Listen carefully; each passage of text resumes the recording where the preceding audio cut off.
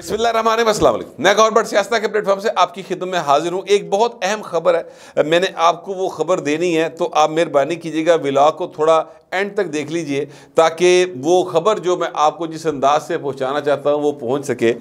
मगर उससे पहले मैं गुजारिश करूं कि बिलावल भुट्टो जरदारी जो अपनी तरफ से यानी अपनी पार्टी की तरफ से मुस्तकबिल के वज़ीर आज़म हैं, यानी उसके कम अज़ कम उम्मीदवार हैं, और उनके वालिद जनाब आसिफ जरदारी साहब जो कि साबिक़ सदर हैं पाकिस्तान के, उन्होंने ये ऐलान किया कि जनाब पाकिस्तान पीपल्स पार्टी पार्लियामेंटेरियंस की जो CEC है वो बिलावल भुट्टो जरदारी को अगला प्राइम मिनिस्टर के तौर पे हम पेश कर रहे हैं और वज़ीर-ए-आज़म बनाएंगे। तो ज़ाहिर है फिर वो जो बातें होती वो की, लेकिन बिलावल भुट्टो की वज़ारत उज़्मा जो है ना वो ख़तरे में है। ख़तरे में किससे है ये मैं आपको बताता हूँ। लाहौर आए बिलावल भुट्टो जरदारी कुछ अर्सा पहले, तो ये बात मुझे उनके स्टाफ ने बताई और फिर ये 2-3 लीडर्स ने भी बताई कि जनाब हुआ ये कि लाहौर की टीम बैठी हुई थी उनकी, और N127 से वो इलेक्शन के टेस्ट कर रहे थे, और वहाँ पर बिलावल भुट्टो ने कहा कि मैंने वो एक व्लॉग देखा जिसमें वो जो नौजवान जो लड़का, मैं इस गल तो पहले थे मैं बड़ा खुश होया कि मैं लड़का किया, चलो मेहरबानी उन्होंने दी, तो वो जो पंजाबी में बोलता है क्या नाम है, तो वो किसी ने पास किया जी गौहर भट्ट साहब, उन्होंने कहा हाँ वो गौहर भट्ट साहब जो है ना उनका मैंने व्लॉग देखा, और उसमें वो कह रहे थे कि फैसल मीर और असलम गिल की जो आपस की लड़ाई है वो मुझे इलेक्शन हरा देगी, तो तुम दोनों जो है ना बस दोबारा मैं देखूँ ना तुम दोनों को लड़ते हुए।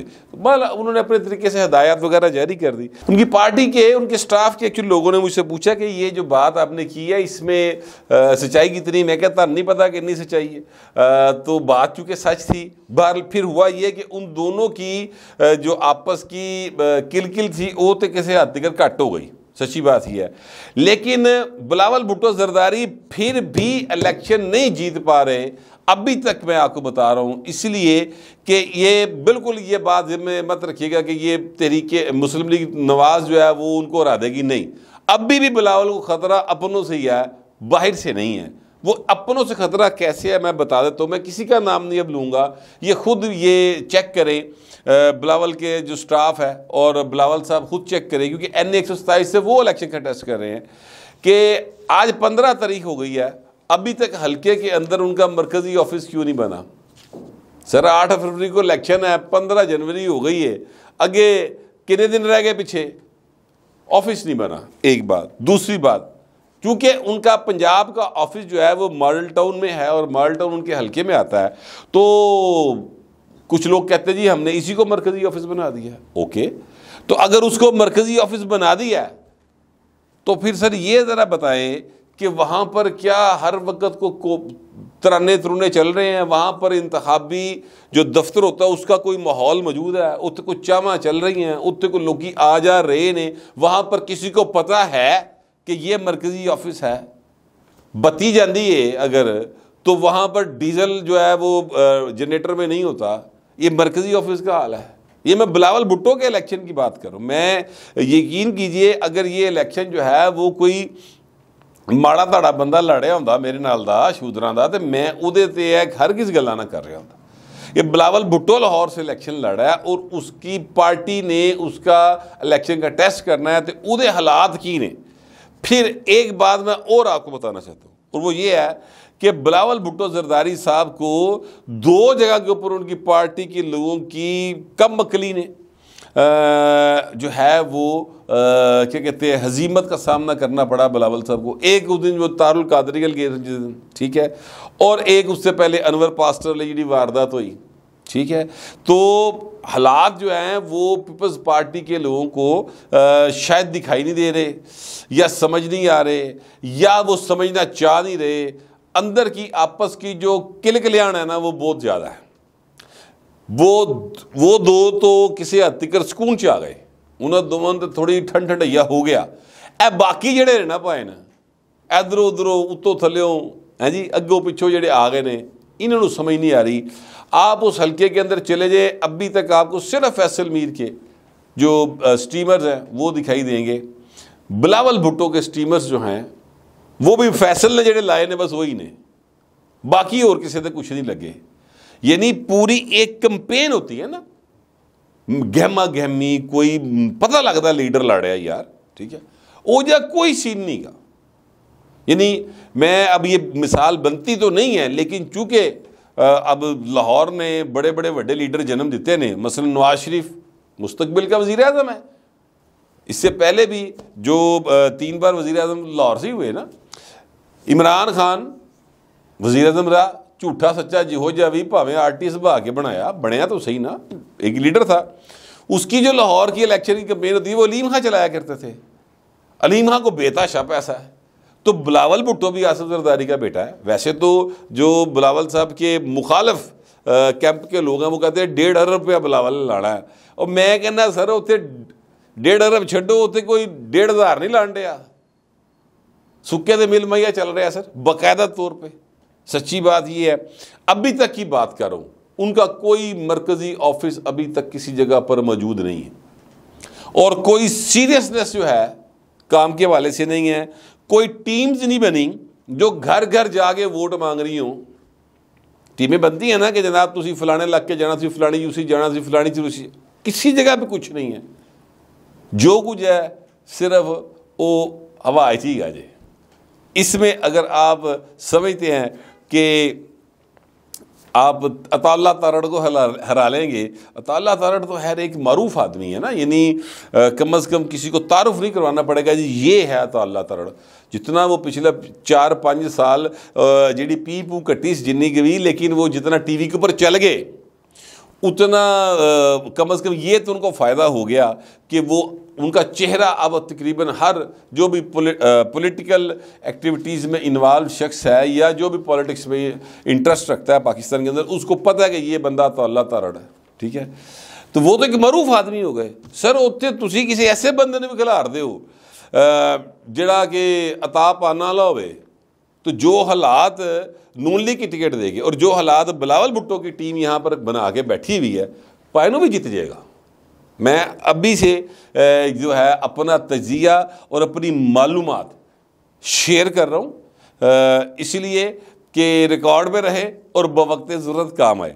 अब मैं आने लगा उस खबर की तरफ जो मैंने आपसे कहा कि बड़ी अहम खबर है, बड़ी मेरे लिए उसके अंदर दिलचस्पी के बहुत सारे पहलू हैं, और मुझे जो है वो चूँकि मेरा अपब्रिंगिंग जो है वो हुई है खब्बे पासे के लोगों के नाल, यानी हम जो है वो गरीब का दुख दर्द लेके सियासत करने और फिर पाकिस्तान के अंदर एक सुर्ख इनकलाब का ख्वाब लेकर सड़कों पर निकलने वाले लोग थे। तो हमारे मेरे लिए इसमें काफ़ी कुछ है। अगर ये एक आम होता कोई ख़ानदान, कोई अमीर लोग होते, मसलन यानी मलक रियाज़दा कोई धी पुत्र का ब्याह हो रहा होंदा, या ये एक बेकरी है बड़ी मशहूर और एक वो टाइल वाले हैं बड़े पेंट वाले, उन्होंने कुड़ी मुंडे का ब्याह होया, 1.5 अरब रुपया खर्च होया। तब यही सुना था हमने, पता नहीं वो ब्याह चलिया कि नहीं चलिया, मैंने नहीं पता, लेकिन ये है कि वो काफ़ी सारे पैसे खर्च हुए थे।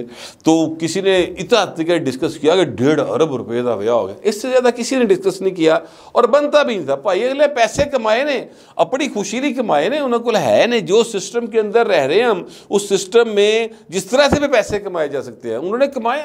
ताड़ी जरूरत पैदी, ताड़ा हथ पैदा, तुम भी कमा लो भाजी, बस इतनी सी बात है। वो कमाए पैसे उन्होंने अपनी धी पुत्र के ब्याह ते लाए, अल्लाह खैर ही चला। हाँ ना हो गया सारे पर 1.5 अरब लग गया भाजी, ओके ठीक हो गया। लेकिन चूंकि ये एक सियासी शख्सियत है, ये एक वफाकी वजीर रहे, ये MNA रहे, ये सेनेटर रहे, और ये अभी भी पॉलिटिक्स से पीछे नहीं हट रहे, ये अभी भी पॉलिटिक्स में आगे बढ़ने की कोशिश कर रहे हैं, बल्कि बढ़ेंगे। जो उन्होंने ताल्लुकात की नोयत है वो तो मैं हिसाब लाया कि वो पॉलिटिक्स में अपना एक बड़ा नाम मुकाम खैर से बनाएंगे। तो इसलिए मैं ये डिस्कस कर रहा हूँ। फैसल वाडा साहब की बेटी की शादी हुई सर, और ये खबर मेरे हाथ में है, और इस खबर के मुताबिक, ये एक्सप्रेस न्यूज़ से खबर ली है मैंने, और इस खबर के मुताबिक ये है कि ये जनाब 25 दिन तक शादी चली सर, 25 दिन तक शादी चली, और रोज़ाना जो तकरीबात हुई हैं उनमें 30 से 30 कम अज़ कम और ज़्यादा से ज़्यादा 40 किस्म की डिशेज़ मुख्तलिफ बनाई गई अपने मेहमानों को खिलाने के लिए, ठीक है। अच्छा, फिर ये 14 जनवरी को ज़ाहिर है वो फाइनल शादी हुई जो, उसमें जरदारी साहब थे, चेयरमैन सेनेट थे, गवर्नर्स थे, वज़राए आला थे, उसमें जनाब आगा खान फाउंडेशन के चेयरमैन सुल्तान अलाना थे, तमाम कबायली सरदार थे, मुल्की और गैर मुल्की कारोबारी शख्सियात थी, जेट कम अज़ कम 40 के करीब जेट थे सर, जेट तैयारे प्राइवेट जो एयरपोर्ट पर उतरते थे, इनकी शादी में शिरकत करते थे। नवे आ जाते सन, पुराने चले जाते सन, तो ये एक सिलसिला 25 रोज़ तक जारी रहा। ठीक है। अच्छा, फिर 1000 के करीब सिक्योरिटी गार्ड्स थे जो सिक्योरिटी प्रोवाइड कर रहे थे। अब ये यहां पर जो गाड़ियां आ रही थी, उन गाड़ियों के लिए पार्किंग का इंतज़ाम करना था। तो 6 प्लाट्स जो उनका घर था उसके इर्द गिर्द 6 प्लाट्स लिए गए जिनमें वो गाड़ियों की पार्किंग करवाई गई। और ये इतना बड़ा खैर से माशाल्लाह उनका घर है कि उसके अंदर ये सारी तकरीबात हुई। ठीक है जी। अच्छा, फिर ये बात ध्यान में रखिएगा कि फैसल वावड़ा साहब ने, इस खबर के मुताबिक फैसल वावड़ा साहब ने अपनी बेटी की शादी के ऊपर डांस भी किया। ये यानी जो हमारी एक रवायात हैं और पंजाब की भी हैं, सिंध की भी, जो उर्दू स्पीकिंग है उनकी भी, कि जो शादी की तकरीबात होती हैं उसमें माँ बाप, भैन भरा सारे नाचते हैं, बिल्कुल डांस करते हैं, कोई इसमें गलत बात नहीं है। लेकिन इसमें डांस के ऊपर जो अहम बात हुई वो ये हुई कि जब वो डांस कर रहे थे रस्म हिना के मौके के ऊपर, तो पूरा आसमान आतिशबाजी से जगमगा उठा। ठीक है। ये फैसल वावड़ा साहब की बेटी की शादी है, जिसकी मैं तफसीलात आपको एक्सप्रेस अखबार में छपने वाली खबर से पढ़ के सुना रहा हूँ। ठीक हो गया सर। अच्छा जी, अब फैसल वावड़ा साहब ने अपने इलाके में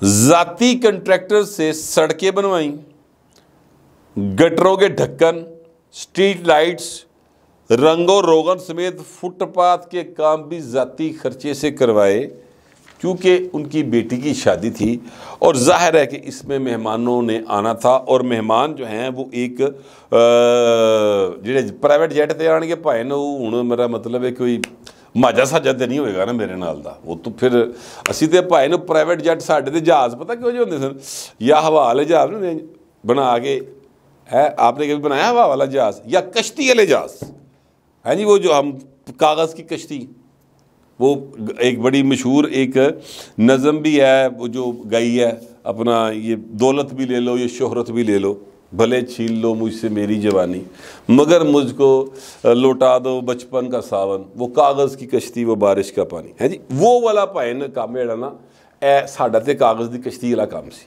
और जहाज़ जेड़े सन वो हवा वाले फूकां वाले उड़ाईदे सन। तो या एक होता था वो हमारा जो है ना गरीबां दे महल्लियां दे विच ना ईद वाले दिनों के विच आंदे सन वो झूले वाले ना। अच्छा, अब वो आसमानी झूले वाले भी होते थे और एक होते थे रेडी के ऊपर उन्होंने एक झूला लगाया होता था जो घूमता था गोल गोल, वैसे वो लैके चक्कर बड़े आते सन, वो तो ले आते सन F16, ठीक है, यानी मुख्तलिफ जहाज़ों के नाम लिखे होंगे, लाहौर कराची जा रहा है, लाहौर जा रहा है, कराची जा रहा है, जहाज़ साथ उन्होंने पेंट किए होते थे, तो या वो वाले जहाज़ होंगे सन भाजी साढ़े। ठीक है, यहाँ पर प्राइवेट जेट आए हैं। अच्छा, अब अल्लाह ताला ने उनको पैसा दिया है सर फैसल वावड़ा साहब को, वो सर जितने पैसे उन्होंने खर्च किए हैं वो इससे 10 गुना ज़्यादा भी खर्च करें, किसी को कोई तकलीफ़ नहीं होनी चाहिए ना है। लेकिन हजूर एक शादी ये है जो मैंने, जिसकी तफसीलात मैंने एक अखबार में छपने वाली खबर से पढ़कर आपको सुनाई हैं, और एक शादियाँ वो होती हैं जो ये क्या कहते हैं हमारे गली महल्ले च होंदियां ने। ठीक है, अब आप अंदाज़ा लगा लें कि ये जो पैसे की गैर मुनसफाना तकसीम है वो कितनी ज़्यादा है। वैसे जो लोग सियासत में हैं वो अगर इतने पैसे का दहावा ना करन तो की फ़र्क पैंदा है, पैसा तो उनके पास रहेगा, उन्हीं का पैसा है ना, रहेगा उनके पास।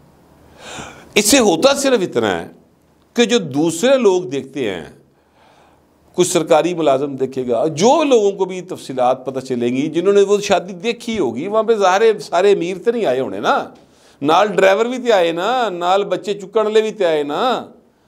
वो बच्चियाँ जिनके चेहरे बता रहे हैं कि वो सदियों से भूखी प्यासी हैं, ठीक है, वो अमीर ज़ादों के बच्चों को उठा के जब रेस्टोरेंट्स में जाती हैं, ठीक है, उनके जहनों में क्या क्या क्या ख्वाहिशें जन्म लेती होंगी, किस तरीके से वो चीज़ों को कंसीव करते हैं। मैं सच्ची बात है कि वो अल्फाज जो है ना वो मैं अदा नहीं करना चाहता इस वक्त, खुशी का मौका सी ना, लेकिन यार अगर ये सिर्फ फैसल वाडा होता, साबिक वज़ीर ना होता, सियासतदान ना होता, किसी को कोई इतराज़ नहीं, मैं खबर भी नहीं, मैंने आपसे डिस्कस भी नहीं करनी थी ये खबर, एक अमीर ज़ादे दी कुड़ी दा ब्याह सी, गल खत्म हो गई। लेकिन पैसे की गैर मुनसफाना तकसीम इस हद तक है, एक पास रोटी नहीं मिल रही सर लोगों को। अभी आप न्याज सुखी होवे ना किसी ने, तो साढ़े नाल लोग तो न्याज भी जी चुकते हैं, उस तो बाद कमेटी पा के न्याज की देख दी 20,000 तो थले देख नहीं बनती, तो वो जनाब जिसले देख देने लिए तुम खलोवो ना सर, यकीन करें सफ़ेद पोश आदमी जिस तरीके से चावलों के लिए या नान के लिए आपके साथ झगड़ा होता है ना, बंदा परेशान हो जाता है। गुर्बत का एक तरफ ये आलम है, भूख का, बेरोजगारी का ये आलम है, और एक तरफ ये आलम है सर जो मैंने आपको बताया है। इतनी खौफनाक जो पैसे की गलत तकसीम है ना, इसके साथ सर सोसाइटीज सर्वाइव नहीं करती। जो कोई भी जिम्मेदारान हैं, और यकीनी तौर पे वो सियासतदान हैं, यकीनी तौर पे वो लोग हैं जो हुक्मरान रहे हैं, चाहे वो फौजी हैं, चाहे वो जज हैं, चाहे वो सियासतदान हैं, चाहे वो ब्यूरोक्रेट्स हैं, प्लीज़ सोचें कि हम सोसाइटी को किस तरफ लेके जा रहे हैं। सर तानू 40 जट ताडे अपने होण जरूर, सानू कोई इतराज़ नहीं गा, पर इस पास ਜਿਹੜੇ गरीबां दे बाल ने इन्हों के स्कूलों की कंधा डिगियां पियां सरकार, वहाँ पर बस्ते नहीं है बच्चों के पास, इस सर्दी में ठिठर रहे हैं वो। ये लंडे बाजार के बाहर से आप गुजर नहीं पाते हैं। ये तकसीम पैसे की गलत है।